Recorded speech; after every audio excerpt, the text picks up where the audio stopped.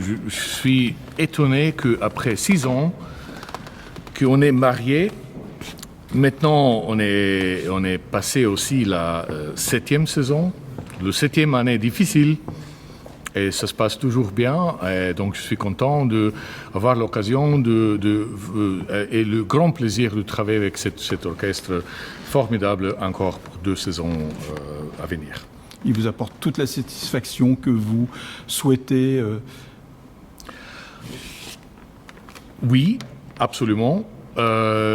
Mais si on dit qu'on est arrivé et qu'on fait tout, c'est pour nous, pour les musiciens, c'est pas vraiment le cas de dire. Je pense que c'est plutôt, on espère toujours de faire mieux. Et c'est un long chemin, c'est un long travail qu'on a fait ensemble. On a commencé, la première fois que j'étais à Salzbourg, c'est plus que 10 ans. Et maintenant, on se connaît vraiment très bien. Et ça nous fait aussi, ça nous rend aussi le travail beaucoup plus facile parce que quand on se connaît tellement bien, c'est déjà un geste. Parfois, c'est un geste ou parfois, c'est une initiative d'un musicien. Et ça fait écouter tout l'orchestre, entendre. C'est un complètement autre concentration et autre plaisir de jouer. Mais on espère toujours de monter.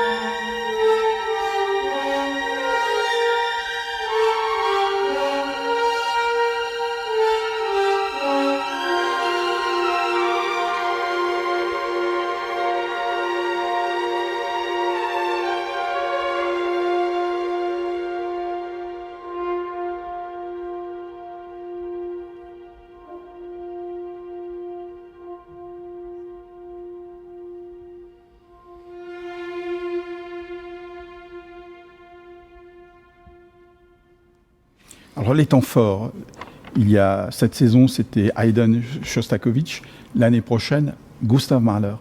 Comment vous ressentez-vous la musique de Mahler?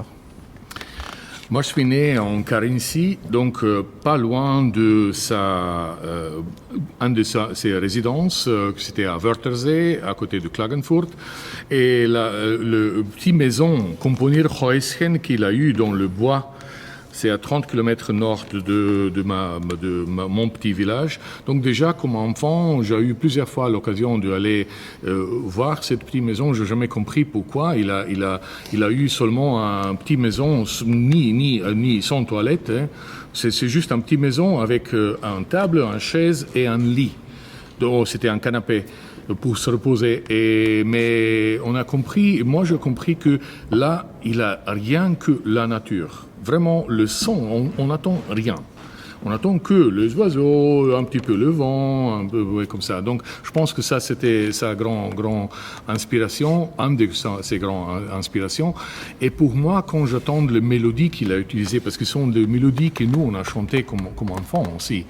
On parle de Ländler, on parle aussi de marches qu'il a utilisées et toutes les mélodies de Knaben Wunderhorn qu'il a utilisées au départ pour la 2e, 3e, 4e symphonie. Ça sont plutôt le chant populaire de ma patrie et donc ça me fait un petit peu, c'est comme jouer à la maison pour moi parce que je comprends, j'espère, au moins le cadre d'où il est sorti. Après, ça devient beaucoup plus compliqué avec la 5e, déjà 5e, 6e, 7e, 8e et 9e symphonie. Ça, les choses se compliquent beaucoup. Mais au moins pour la symphonie de Wunderhorn, alors ça, je pense que c'est vraiment lié à le territoire où je suis né. Donc, je me sens vachement à l'aise. Les difficultés de symphonie de Mahler sont bien connues. Sont les difficultés du côté technique, mais surtout aussi du côté interprétation, parce que chaque interprétation d'une symphonie de Mahler est personnelle. Même si Mahler nous a laissé une partition tellement détaillée, avec toutes les indications. Moi, je dis souvent à mes élèves, quand ils disent on va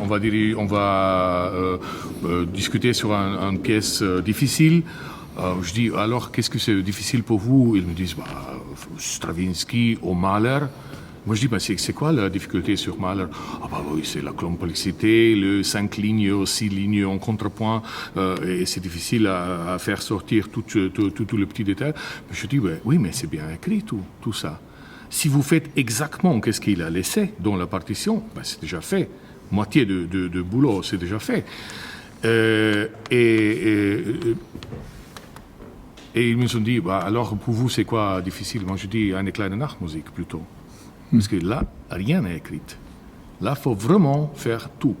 Et donc, pour moi, les difficultés de Mahler sont comme on a dit au départ, donc plutôt du côté virtuosistique, technique aussi, parfois aussi du côté de équilibre dans l'orchestre, parce que parfois on a vraiment la puissance, comme dans la 6e symphonie, avec le coup de marteau.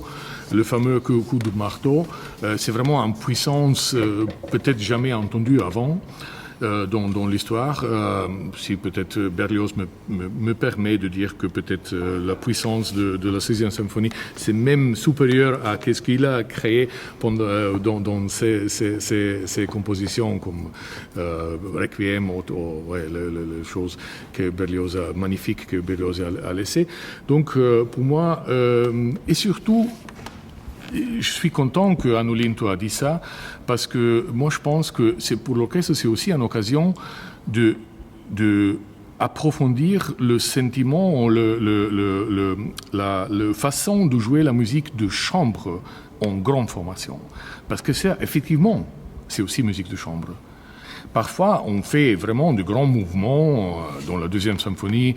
Le début, le premier mouvement, toute la marche funèbre de le premier mouvement sont et après, c'est un Ländl très intime.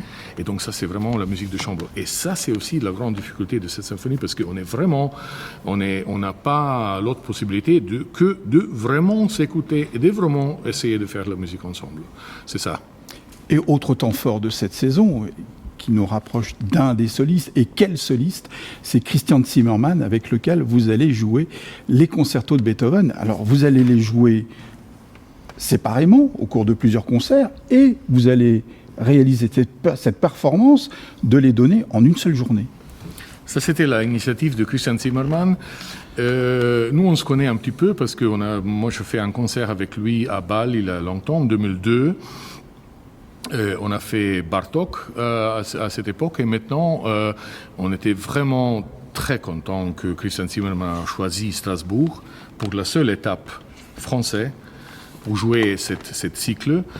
Et donc c'est un petit peu un tour de force. Moi je fais déjà un cycle de 5 concertos de piano de Beethoven, mais en 3 jours, pas dans un jour. Donc je pense que c'est un petit peu tour de force comme pour jouer Götterdämmerung sur le crépuscule de Wagner. La durée de 5 concertos, c'est pas vraiment comme le crépuscule, c'est légèrement plus long, mais je pense que la difficulté de jouer les 5 concertos d'un jour, ça va être quand même assez élevé.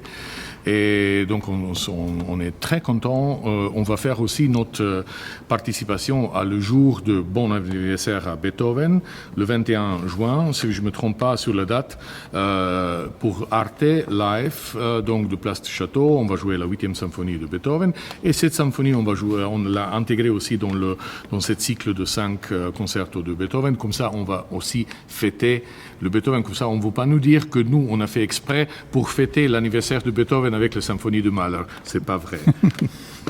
Quelques mots sur les chefs que vous avez conviés à diriger votre orchestre, Marco, et les solistes. On a cité Christian Zimmermann, mais il y en a bien d'autres. Ah oui, on va partir avec Jean-Guyen Queyras, notre artiste en résidence, son dernier concert pendant cette saison. Et après, on a une liste vraiment longue. Je veux partir avec peut-être aussi de dire que il a un concert que je suis très content, parce que normalement, quand on parle de 4e symphonie de Mahler, suivant, on fait le concerto de Berg. Parce que ça fait vraiment une liaison, Match Made in Heaven, les deux pièces. Et nous, on a choisi un autre concerto, c'est Ligeti, concerto pour violon, pour faire un grand contraste. Et donc c'est Charlotte Juillard, notre super soliste, qui va se présenter dans ce concert extrêmement difficile, pas seulement pour le soliste, mais aussi pour l'orchestre. Et ça, donc, on est très content de voir quelqu'un de avec tel niveau musical, telle qualité, comme Charlotte, qui peut se produire aussi avec une pièce vraiment impossible à jouer. C'est Isabelle Faust qui m'a dit, je me souviens, on était en tournée, et elle m'a dit, maintenant, il faut que je travaille sur Ligeti parce que j'ai pas de temps, et c'est le concerto le plus difficile que j'ai jamais joué. Et donc, j'ai un grand respect pour Charlotte, qu'elle a accepté, c'était ma initiative, mais elle a accepté ça. Et ensuite, on va bien sûr parler un petit peu de notre cycle Berlioz, avec Joyce Di Donato, John Nelson, juste pour dire les deux acteurs principaux. Bien sûr, on a tout le chanteur, le chœur, l'orchestre avec. Donc cette année, c'est Roméo et Juliette de Berlioz, le numéro 3 de notre cycle Berlioz, et on espère qu'on ne s'arrête pas ici, mais pour l'instant, après le grand succès de Troyenne, aussi au niveau concert, mais aussi au niveau de succès que le CD a eu après, avec le prix et toute la promotion pour l'orchestre que nous a apporté. Damnation de Faust était excellent aussi, donc on se réjouit de voir le disque vers la fin de cette année, novembre, décembre, quelque chose comme ça. Le disque de Damnation va sortir, et donc ensuite on fait le numéro 3, et bien sûr avec Joyce Di Donato, c'est juste après la Pâques, et on va ouvrir notre saison avec un autre pianiste très célèbre, ça c'est Nikolai Luganski, pas inconnu à Strasbourg, il est venu plusieurs fois, donc il va se produire dans le deuxième concerto de Prokofiev. Et ça, ces trois concerts qu'on a évoqués maintenant, donc Christian Zimmermann, Joyce Di Donato avec Berlioz et Nikolai Luganski avec le second concerto de Prokofiev, ça c'est aussi notre nouvel abonnement qui s'appelle Séduction. Ce sont les trois concerts donc qu'on le vend séparément. C'est une nouvelle initiative d'Orchestre Philharmonique de Strasbourg. Et on est très contents. Ouais.